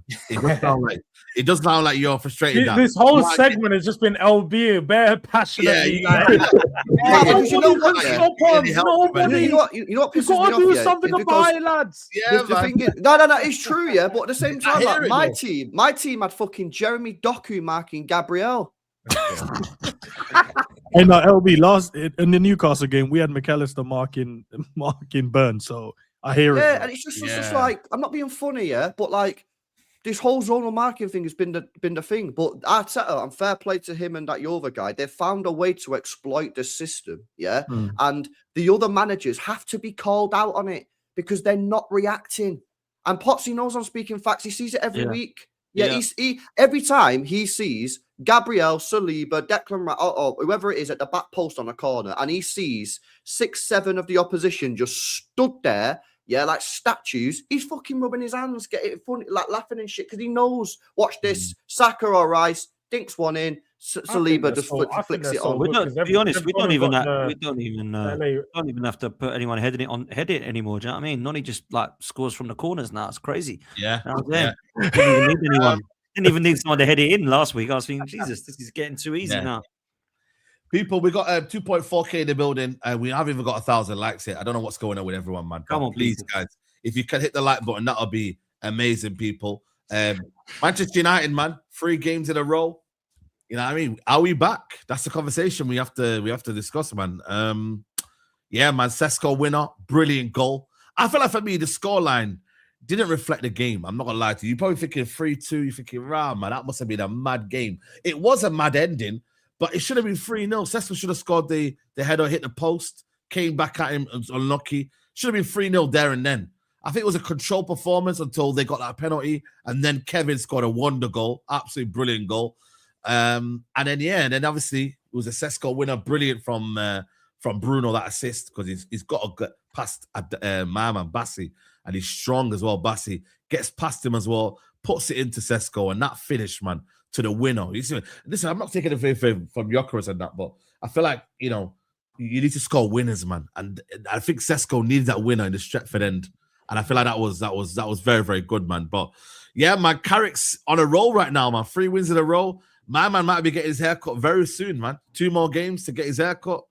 And yeah, man, it's onward. You calling out these toxic positivity merchants, by the way, yeah? Because I tell you something, yeah, about some fans, right, that piss me off is everyone wants to get onto people that are negative and call them toxic, yeah? Well, I'm not being funny. Toxic positivity people are just as bad, if not worse, yeah? Because the thing is, yeah, I've seen people in your fan base, mate, yeah, saying, oh, Amorim, give him time, keep him time, when this guy was clearly not fit for the job, fired, and you've won 3 games in a row, including the top 2 teams in the division.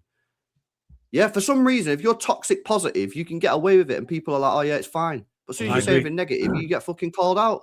Why is it? Why is that in this football culture? If you're positive, even though it's toxic, I think United fans that were Amorim were toxic fans because it was fucking ridiculous. Supposed to get behind the team. No, because they want to get the Man United badge. I'm the biggest fan. So if Amorim did turn it around, they can turn around and crash it on the likes of Saeed. So they'll just follow him blindly. LB, that's what it was. They'll just follow him blindly. Scoring. What you're saying is they're point scoring. We've all got it though. We've all got it. By the way, we'll call it that. It's in every fan base. It's in every fan base. Ain't just Man United. We got it in our fans. And I look at Man United and I think, when people are saying to say just enjoy the atmosphere when you lose to Everton with 10 men, and then you've got people calling him out in the car park. I'm thinking, what the fucking hell's happening here, man? Like, this is a Man United side that ruined my childhood, by the way. And we're just laughing at them, bantering them, and they're supposed to be trusting processes and stuff with Ten Hag and Amorim. Come on, man. I'm not saying Carrick's the right man, by the way, but I think you can clearly see that Manchester United had a better squad than what Amorim was doing with it. He's brought Kobe Manu back into midfield. Casemiro looks to be playing better. Bruno's finally back in the 10. Sesko looks like he's finding his feet. Cunha has been so much better in the last few games than he has been all season. You've got Mbumo still coming back. Ahmad coming back. This is a good Man United side that could quite easily get Champions League football. And this is what I mean when people were laughing at Saeed for saying they'd get top 5. I think he was saying, because look at the state. Top 3, man. Top 3 now. Oh, okay. I'm so glad you said that, Saeed, because that's exactly. I was going to say, do you know what? Dare I say it? Man United are back. Man United are back, Saeed, man. Who's the next 2 games? This is the real Man United. We've seen Tottenham it. and West Ham next. Flow. They've got the swagger. Here we go again. They've got the 90th minute winners. Hey, bro, it's looking icy right now. It's looking icy. Like, I don't know, man. I say, did you see my tweet? Did you see my tweet? I rattled a certain fan base with my tweet. Did you see it? Which one? I didn't see it, man. The amount of tweets. You'll see it. Go on my Twitter. You'll find it. And you'll share it. You know exactly what I'm talking about, bro. Hey, there's certain fan base I've rattled in that. Yeah. Hey, George, ain't you man gonna stop this winning streak they're on? No, let's keep. Let's keep. Let's keep. You got. Yo, when was the last time? Saeed needs to stay this confident. You don't get when Saeed starts getting wins like this and gets confidence. He starts saying mad things. The title race is coming out of his mouth real soon. Yeah. And Jules, you're not. They are back. When's the last time they beat you? Man United. It's been nearly 4 years since they've beat Saeed, man, it's time for you to beat Tottenham now, man. Come on, that's too long. You've done it at the Emirates, bro. How many years was it? It's gonna be the same thing against Spurs now. You're breaking records. Manchester United are back and they're scary, man. I'm telling you.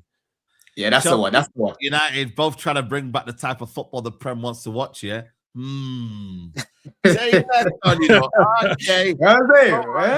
My brother, But nah, honestly, Carrick hasn't even done anything crazy, All he's done is put Kobe Mainoo in a position, by the way, that, Kobe Mainoo's actually a good player, guys. Oh, shock. But we had half of the fan base telling us, you know what, man, get rid of him. He's not good enough anymore. Look at him. 3 appearances, 3 wins. And arguably, yesterday was a performance where he actually matured. Like, he got the ball from deep, spraying it across. It was looking like a conductor, man. Different sort of role that he normally does. Normally, he likes to use his body, manipulate, you know what I mean? Do the little body feints, get past people like that. Bro, he wasn't doing that. It was a controlled performance, And bro, like I said, defensively, apart from that Maguire incident, it was very, very calm and collective.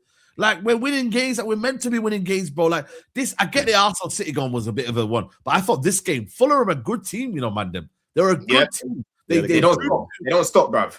They don't stop, man. So fair play to them, innit? But we had to get that win. That was a crucial win for us yesterday. A very, very big win. And then, yeah, man, like, for me, it's just about getting on to the next one. And I'm not going to lie, Villa, listen, if you're getting beat by Brentford with 10 men, bro, like, we will find out if they bounce back. The next week, they've got Bournemouth away, who are in form right now. 2 wins in the last 2 now, and they were starting to build a little momentum. If they get beat there, then we can start to say, "Whoa!" I think Villa will fall out. I think Villa will fall out, man. They're missing Kamara, no McGinn, no Tielemans, they're injuries, no man. Oh, Tielemans as Bro. well. Yeah, Tielemans is gone, bro, for weeks. No, They've got no what? Tielemans. Yeah, man, that's the you know Villa are all about playing through the middle, innit? They play through their midfield and Oh that, yeah. my Bro, God! 3 of their key players are done. You know what I'm Tielemans saying? is done. Since when? Since when? But it's been like a week now. It's Yeah, been Yeah, like a he's week. they got Kamara, out for Onana, time, and Tielemans are all out, and McGinn. That is big for them because every But Onana's out as well. Yeah, I McGinn think is so. out. So is Tielemans. So is No, Onana. Onana. He said Onana. Onana, yeah. Onana When didn't did play he get yesterday. injured? Onana was there the other day, though, I swear. No, I didn't play. I'm pretty sure he No, he didn't got lose it in injured the a couple team. He must be injured again. He must be injured again then. See, That's probably why Harvey Elliott has been. They getting the ball bought up there. Douglas Luiz, isn't it? Yeah, literally. Yeah. Yeah, they brought Jules. They brought Jules' brother, bruv. You know, I mean, they brought Yeah, him back. What is Watkins not injured as well?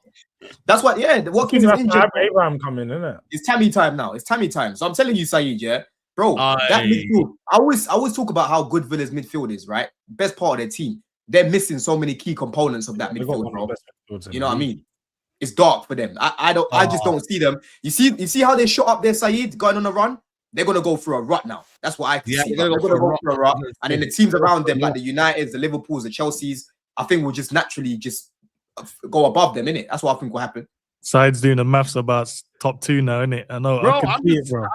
Where are you saying, Said? Come on. Their calculations are going on behind the screens, isn't it? For me, we're going to go top 4, but at the same time, if there's an Top 4. opportunity that arises, we will be there. You know what I mean? Well, So for, an opportunity for second, are you saying? Like, listen, I don't know. We have to wait till next week. If Man City lose next week, yeah, we will talk. You know what I mean? If Man City lose next week and we win, we will talk. Fucking We will talk. Let me Hey, talk. you got some cheek to be talking about. Oh, yeah, we're gonna finish at least 14 points above you and that. You shouldn't be saying that right now, bro. Let me saying that, man. Your team is looking needy right now. So if I was you, I'd just take it. If we don't finish that, it'd be embarrassing, man. Real talk, man. It will be Oh, embarrassing. Staffy, yeah. Top That's what you're saying, Staffy. Man, Staff is awake at these times, you know. It's crazy, Staff. man. Boy, now this guy's been awake. This guy's been awake 24/7. I've never seen Staffy talk so much in a group chat, blood. This guy Aye. is loving life. He don't man, sleep, yeah? bro, does he? Staffy don't sleep, I swear. This guy's not sleeping. Yeah. Hey, big up. You know, I want to big up as well. Saeed in this game. I thought Lissandro was excellent, bro. Bro, that's I my thought he was butcher. That's excellent. my butcher, man. This guy tried to say he's a bad defender. Bro, he's man. Lissandro, let me tell you something here. Is there a problem when he's in the wide channels? If he gets caught out, it is a problem. But when it's 1v1 defending, bro, like he's good, man. Good passing, good distribution of the ball. Like, bro, he's intelligent defender, man. It's just that obviously when there's these moments that happen here, it gets magnified, and Jamie Carrick does a whole piece on him. So let's not do this, man. But I've always defended Lissandro. Saeed, If he starts the season, I don't know, but I want him part of the squad. I want Lissandro part of the squad, at least minimum. Yo, Saeed, are you finishing above Chelsea? Bro, I've been saying it, man. We're finishing above Chelsea. I said at the start of the season. Documented. I ain't even gonna go. I ain't gonna do the back and forth thing with you. I'll just document it. I'm not gonna do an LP. I'll document it. I'll come back to it, blood. You know That's what the I'm next saying? thing we're going to talk Me and about. Rance have a wager. Me and Rance have a wager on that one. You know. So Okay, well, let's talk about your team then. Let's talk about your team. You won in circumstances that I don't know if it was genuine or not. I can't lie. I do think it was a game where West Ham could have won it easily. You know what I mean? But that's where you guys changed it. Rosinho, fair play, good game management from Rosinho. Fair play to you. Look. let's just go straight in and talk about Shirley Carter again, bro. You know what I'm saying? Because he was up. She was doing a mad thing again. You know what I'm saying? Drunk like she went to the Queen Vic beforehand with Phil Mitchell, blood, before playing the game, right? Because that is one of the worst winger performances I've ever seen in my life of watching this league. Saeed. Bro, This guy, right? talk to me. but you could was see what he was going to bring to the team this time last It was year. embarrassing, bro. He's a good squad player. You said he's a I good have squad player, never man. spoken about this guy being a good starter, bro. I've always said off the I never bench said good is where he's starter. best. I never said that. Yeah? I never said that. I said you could Yeah, but see you're talking about what he can bring to the he team. was He saying. can't bring shit, bro. He can't bring shit. Oh, Yeah, so you starting admit games. you was wrong when you said that then? I never said he's a good starter. I said he's good off the bench. No. I never said that. See, you don't listen. I said you could see the good reasons why you wanted to sign him. I never once mentioned star, but you could see why the team wanted to sign him. Are you now saying what you saw was wrong? Is that what you're saying? What I saw isn't wrong, because he does get himself in goal scoring positions. But the issue is when he gets there, is he's not clinical, right? He's not clinical, and he's meaty 1v1. And like I've always told Saeed, he's best off the bench. United went wrong because they kept playing this guy consistently week in, week out. He's best off the bench. Yeah. And it was just pathetic watching this guy up against Wan-Bissaka, bro. Yeah. Every time he's getting the ball, he's refusing to open up his body because he's got no explosion to go away from him, Jules. He's so weak 1v1. Yeah. Both the goals came from that side. And people can blame Hato. Like, I don't think Hato was good defensively, right? But when you've got that mess in front of you, it will put you off your game, bro. You know what I'm saying? They were both embarrassingly bad. Yeah, they're both good. They were both shocking. They were both shocking. But I'm just saying, that's probably the worst performance I've seen from Hato so far. And it's no surprise when you've got a guy that's in front of you, not even trying to track back, right? This guy was not trying to track back any bit, bro. The second goal they scored, Somerville, Garnacho's jogging, bro. You know what I'm saying? This brother's jogging. Was LB right when he called out Hato, said he ain't that good? Well, if you wanna write him up and say shit already, then that's you can do that, LB. You know what I'm saying? Do you want to say that as well? That's not what I actually said at the time, though, is it? I said he had a shit. You want to say that as well? You want to write him up and say shit, then you can do that. One clip of the guy miscontrolling it, getting past Salah, and then you gassed him up heavy, bro. I didn't gas him up. I said he had a good cameo when he came on. Question about this guy. He had a good cameo when he came on. But let me finish what I'm saying about the. Let me finish what I'm saying about the. We need to talk about someone else after that. LB, a certain goalkeeper. Yeah. No, it was shocking. You know what I'm saying, bro? And obviously the first goal they scored. Listen, I don't know what you want Sanchez to do, because it was a very good cross. It was an elite cross, if anything, right? And he was expecting the striker to get onto the end of it, bro. You know what I'm saying? So I've got to give praise to Bowen. You said he was confused, didn't you, bro? You said he was confused. Yeah, he was confused. It was because that cross was that good. He got confused. Yeah, he did. It was an elite cross. Some of the excuses I'm hearing you come out with, Don, I've never heard you say in my life. He was confused. I'm giving praise. I'm giving why praise he couldn't save it. It was because he was confused. Exactly that. I'm giving praise to Bowen, bro. Like man don't understand the game, bro. That cross there from Bowen was elite. It was elite. It literally confused Sanchez because he didn't know whether to stay. He didn't know whether to go. Oh my God. Yeah, you know what I'm saying, bro. Man's all laughing. What I'm saying makes perfect sense. But anyway, yeah, in the second half, Saeed, I thought Rafinha was brave with the changes that he made. You know, bringing on João Pedro. Who else did he bring on? He moved Neto to the left in the second half. The rotations that I saw in the second half, bro, was the reason why we actually broke down West Ham, because Gusto was overlapping, Cuckoo was overlapping, Neto was running from the left to the right. You know what I'm saying, bro? And for me, the second half, they're the sort of chances we need to be creating. I need to be seeing more cutbacks, bro. But big up João Pedro, man. I thought he was very good off the bench. How many goals have he got now, João Pedro? 8 in the league. 8 altogether. What are we looking at? 8 in the league. Altogether, all comps. I think he's got 19 GA all comps. He's done well, man. And he was massive in Naples the other day, wasn't he? So yeah, he was really good. He was really good in Naples and that as well. I thought Enzo stepped up again. You know what I'm saying, bro? On the ball.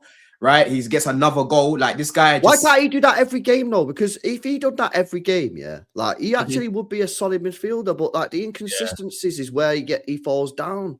He was great, 100%. man. And I've seen him. I think maybe it was United. I can't remember. You've seen him another game this year, big game that he played really well in. But he's just too Arsenal. You're thinking of the Arsenal game, even against you lot away. When we played you lot away, Enzo was good, bro. He scored that goal as well. Yeah, he was very good. So you're spot on, LB.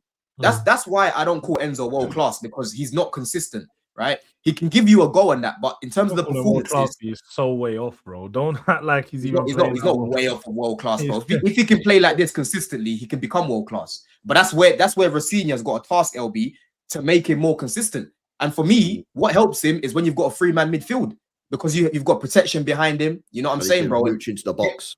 He can move into the box, and in games like this where you're cutting it back to him, bro, creating those good chances, you'll see him score more and more.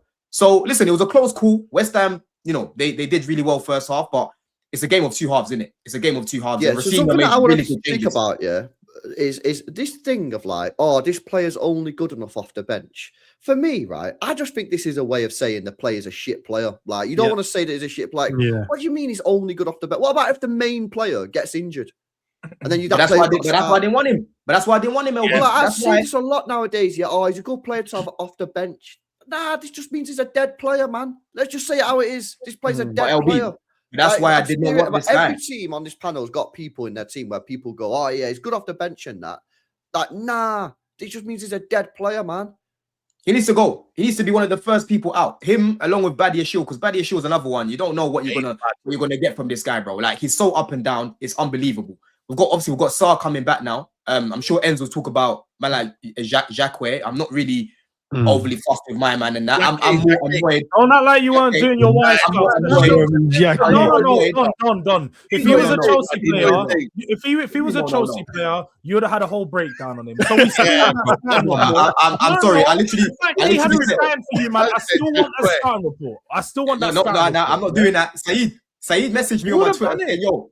Saeed said, oh, what's the report saying? I said, bro, I'm not even wasting too much time until I see him in blue. I said, these sporting directors are bookie. That's what I told Saeed, bro. Right? And once again, you didn't do it though. You still done a scouting report. Bro, I know you done. I promise you I didn't really do much because I'm telling you, Jules, I don't trust these sporting directors. They didn't do much. But what you done, tell us what you know, bro. Bro, I think I already told you last time. I think he's front thinking. He's very good on the ball. Very aggressive in his duels. He reads space really well. Good height on him as well. Big pulls on that. That's how you do his scouting report, mate. He's a good player.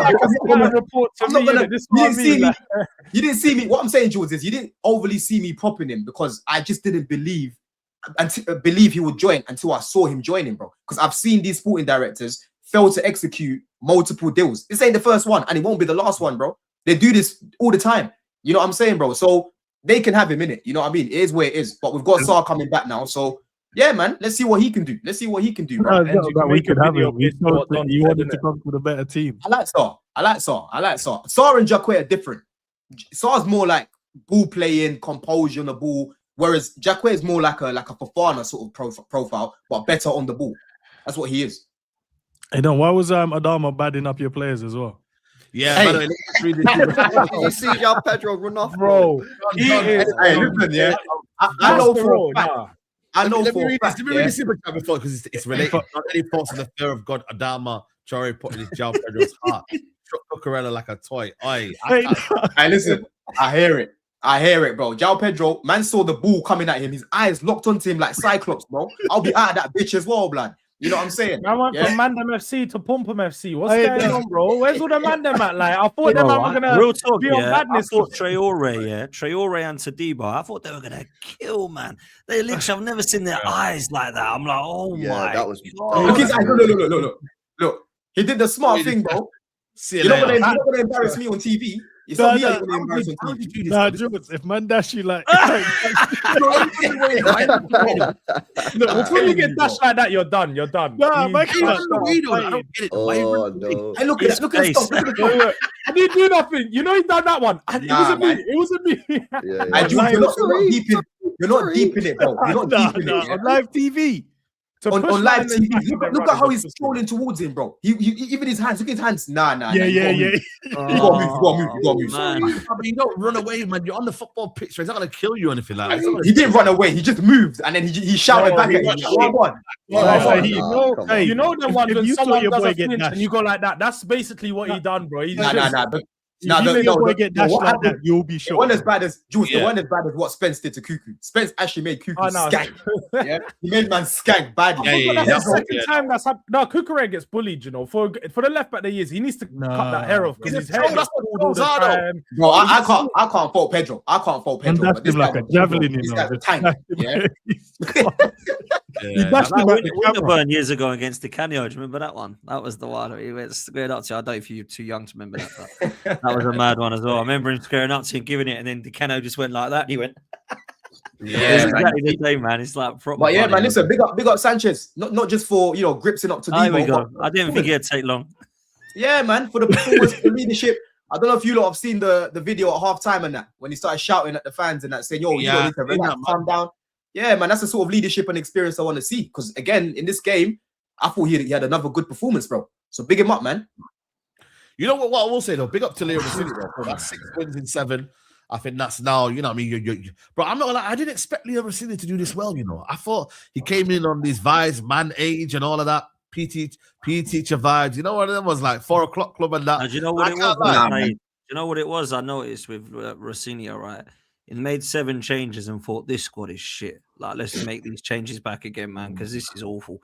Like, they were so bad against West Ham in that first half, man. So Chelsea need their first 11 fit, man, because their squad's nowhere near good enough. Like, it's just rubbish. Let's be real. So they play like credit to the guy, yeah. So he's played Charlton, Arsenal he lost, Brentford he won, Paphos he won, Palace he won, Napoli won, and West Ham he won. Right. So he's done well. So have you got some tricky games coming up or something?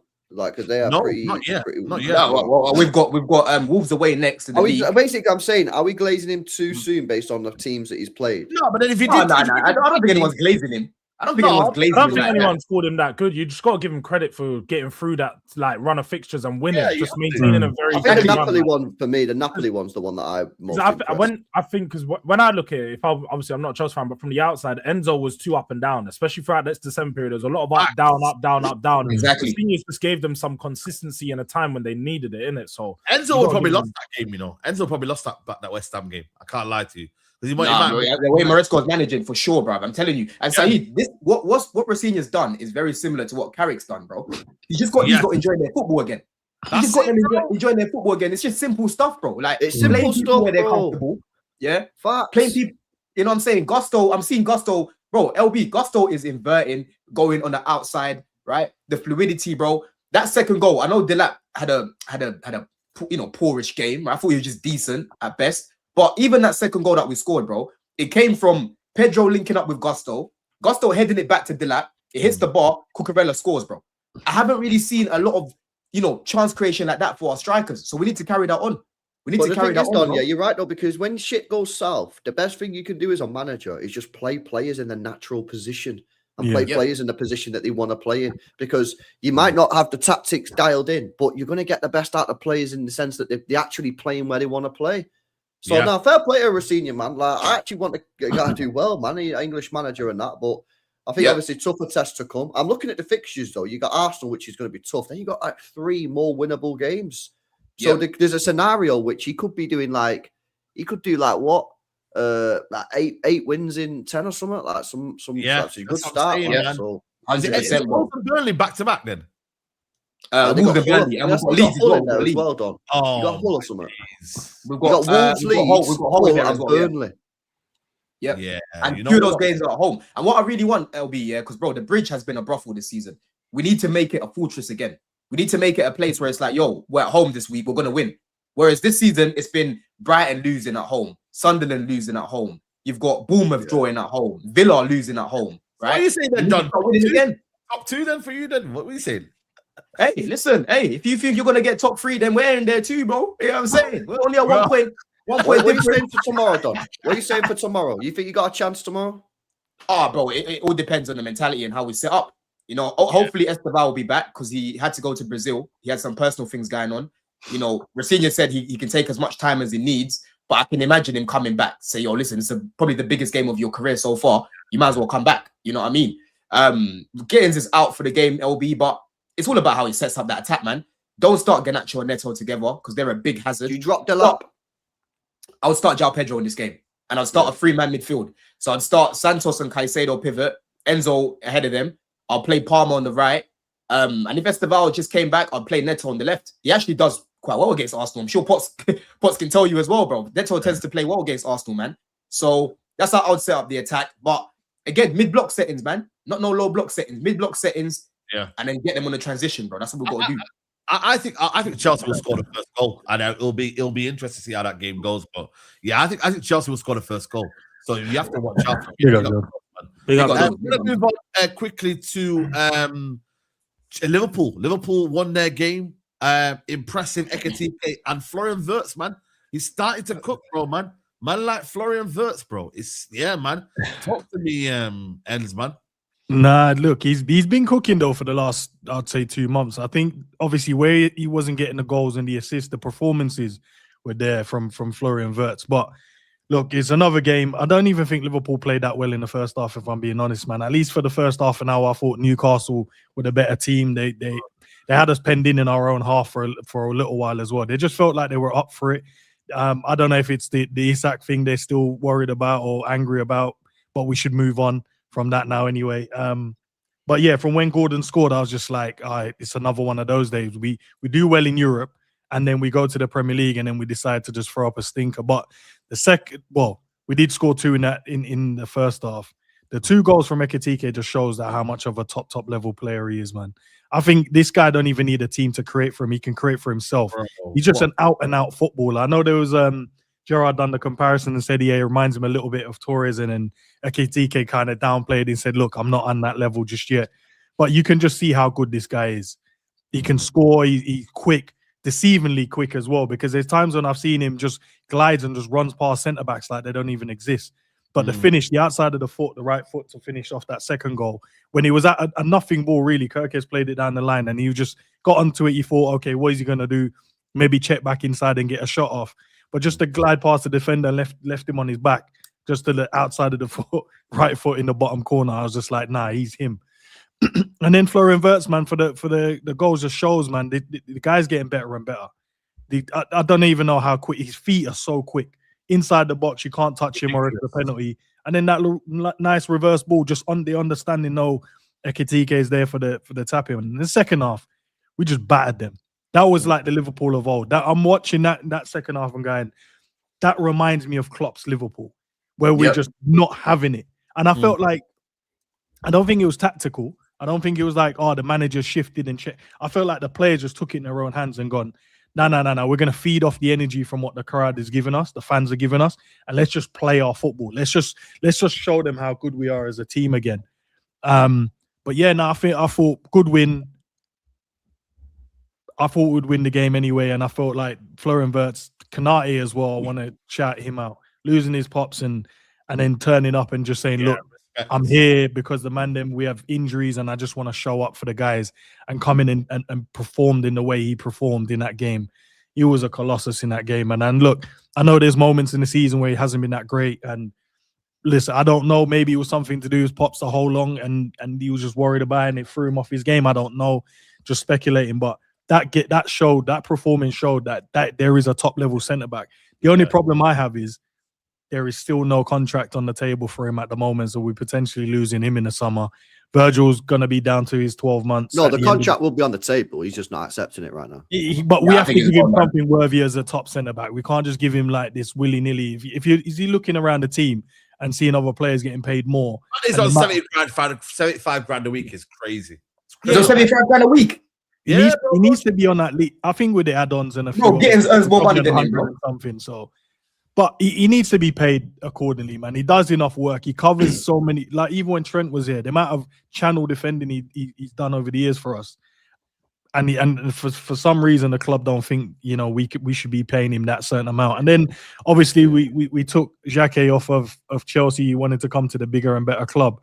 And that could be the replacement. That could be the Kanate replacement, the right age profile. Don't have to probably pay him a lot wage-wise.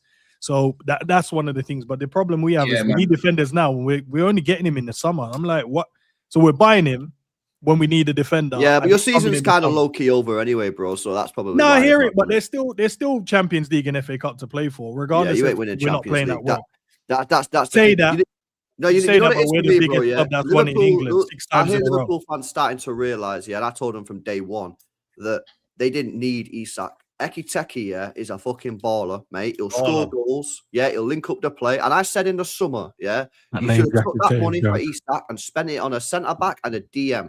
Yeah, and obviously Liverpool fans are getting gassed because they're signing Isak. I get it, you know what I mean? But you don't need him. Ekitike is a top player. No, hindsight. No, you're right. It's not hindsight, bro. It's hindsight. Because we had 2 strikers. We lost one, God rest his soul, and the other one wasn't good enough. So we needed 2 forwards anyway.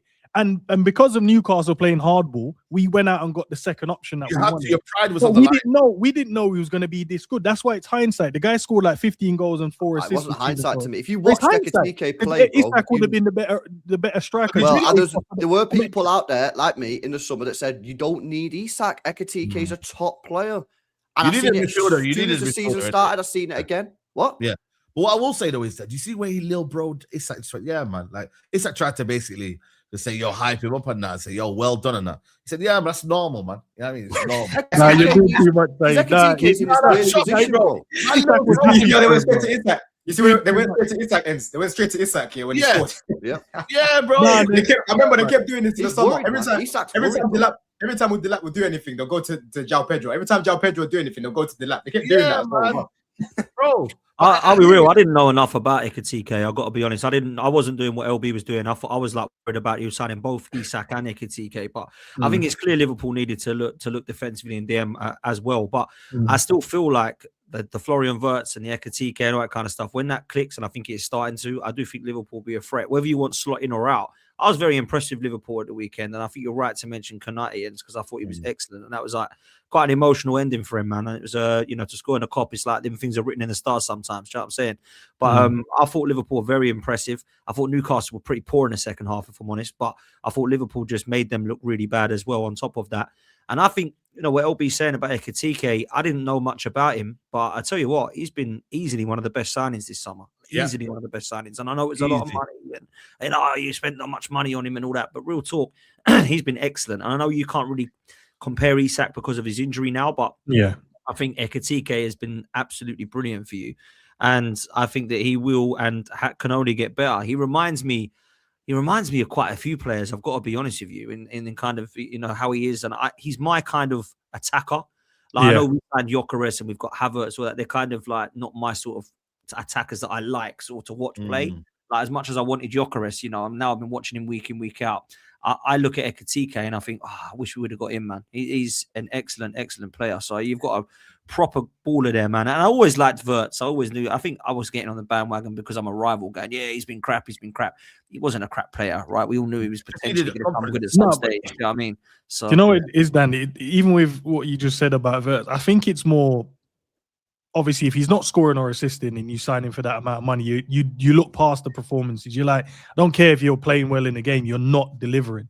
And I think that was more it than anything else. But now he's scoring and he's assisting. So now everyone's going, oh, and the performance is good. And I think that's what he's going to be fine. He's going to be, but Ekitike, honestly, this guy. What happens with Ekitike and Isak, bro? Because unless your manager can come up with a system where both of them play, one of them's going to get off. Ekitike will go left, though, won't he? Do you think Ekitike will go left? I think no, don't do that again. Don't do that again. I think you can, but I don't think that should be something we're worried about because you do need a squad. Yeah. If you want to win trophies, you need top level players and you need a squad. Everyone has to play. If you have two elite strikers, that can walk into almost any team in the world and you can't find a system, one of them will leave. That's a fact. Alvarez got off at City because he couldn't get in the team. It'll happen to you. So you need to find a way of getting them both into the team where they're both happy. Yeah. Otherwise, one of them will end up getting off. You say that, but I'll wait and see what happens, man. I think we do need. I think it's one of them. You gotta wait, man. You gotta wait. Yeah. So you want to stall for time? Yeah, I'm telling you guys to plan ahead. I'm trying to help you out here, bro. I'm saying. I've got 7 M's there for you, right there, bro. No, we're good, bro. We're good. Yeah. You keep João Pedro on your day. You don't need this. Real Madrid coming for Ekitike. You got in Jeremy Jacquet from Rennes. Listen.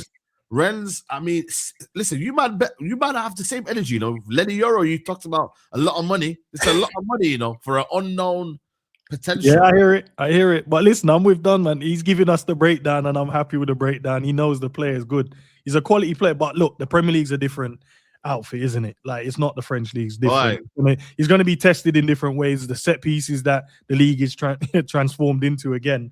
But I think he'll come in and be fine, man. He's got enough characteristics. I look at his attributes are there. He's got everything that you need to be a top level centre back. It's just about how quickly can he come in and settle.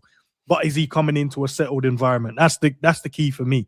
Because if he's coming in now, that we do need a centre back now. But if he comes in now, this is where the memes and the funny jokes are going to come. Because if we can see the set piece and he's there, but if he comes into a settled environment, a pre-season under his belt, I think he'll be able to do what he needs to do, man. 6'4". I have literally no idea who this guy is, by the way. No, me neither. He's gonna be. He's the reason why Konate is gonna leave in the summer for me, bro. Yeah, I think because I feel like he's been basically told, yo, listen, you're gonna be starting a lot of games for us because it came down to that. That's that's what it was. Yeah, with Chelsea, there was way more competition than actually going to Liverpool. I don't think Konate will stay on, and even if he does, I think eventually he'll be benched because this guy offers you what he offers you, what Konate offers you, but more, right? Because on the ball, bro, quality. Who's he play for? The pings, yeah. Rennes. Rennes. He's got a good academy, man. Isn't it mad how many people watch fucking Rennes on the reg, man? It's fucking respect, man. Yeah, nah, he's good on the ball, man. He's your typical modern day centre back, bro. You know what I'm saying? Konate is a little bit outdated. He's just good at defending. That's it. Yeah, I haven't seen him, man. I haven't seen him, but I didn't see Yoro, Lenny Yoro, and Jacquet, all these guys. They're brilliant. I haven't seen enough of them, man. Like, yeah, Lenny Yoro isn't brilliant. He's all right. He looks like a promising young player, but it's Jacquet. I need to see him first, man. I ain't gonna get too excited or hyped. Yeah, let's see, man. But people, we're gonna wrap up here. I don't know what the likes are on right now, but let's get these likes up, people, man. We are currently on 826. We've got 1.9k in the building, people. I'll be back at 3 o'clock for the transfer deadline day. If there's any news breaks, we'll be there live. I don't know if we're gonna sign anyone, but we'll see. Yeah, man. Big up to Ends, man. Love for coming on as usual. Appreciate, man. Always love, man. Always love. Yeah, big up to you, bro. Big up, Dan, man. what you got coming up, bro? Big up. Always a pleasure. Big up to the chat. Big up to the panel. I'll be back. Just dropped a video on some Arsenal news about Tonali. I don't know whether that's happening or not, but, you know, I've got my say on it. And so go check that out. And I'll be back at 8 p.m. tonight, man, for Race for Europe with the boys. So that'll be a good show, man. It'll be in them, man. I'll be there. So, yeah, man. Looking forward to that. And big up to you guys, man. Yeah, absolutely. Big up, man. LB, what you got coming up, bro? Yeah, and I pick up, man. I enjoyed this show. You know, sometimes when you actually don't win, it's the show too funny, innit? Because you gotta just pull defense mechanisms out your ass, man. That'd be real. Now, big up to the panel, big up to the chat. Yeah, I just did my stream before. I'm on with Hugh. Obviously, you guys know me from the Big Six. I'm on with Hugh at 7, and then I'm jumping on Potsy's channel at 8, man. So yeah, you'll see me on 2 other streams tonight, innit? Yeah, big up to you, man. And Don, what you got coming up, bro? Yeah, me and Rants, 5:30 people. Make sure you're there. Blue Diary straight after people. I might be going live at about 3:30 for the Arsenal preview. I'm just waiting for one of my other guys to confirm the time. And yeah, me and Greeny went live yesterday as well, people. So check it out if you didn't get a chance to watch it, man. But yeah, there'll be a lot of content this week. Yeah, definitely, man. Make sure you tune in, people. And yeah, man, just tune into my channel. Like I said, I'll be back live 3 o'clock. Hopefully, there's some news. Apparently, Ella Kouch might be going to Tottenham. So I don't know if that's true or not. And apparently Tottenham have trying to basically outbid Arsenal for the Scottish player as well. That you lot trying to sign. So yeah, man, people, we'll be back next week. Gonna be a mad midday live. Tottenham versus United, Liverpool versus Arsenal. Boy, man, it's gonna be a mad one, people. We'll see you there, man. Take care. We're out. Peace.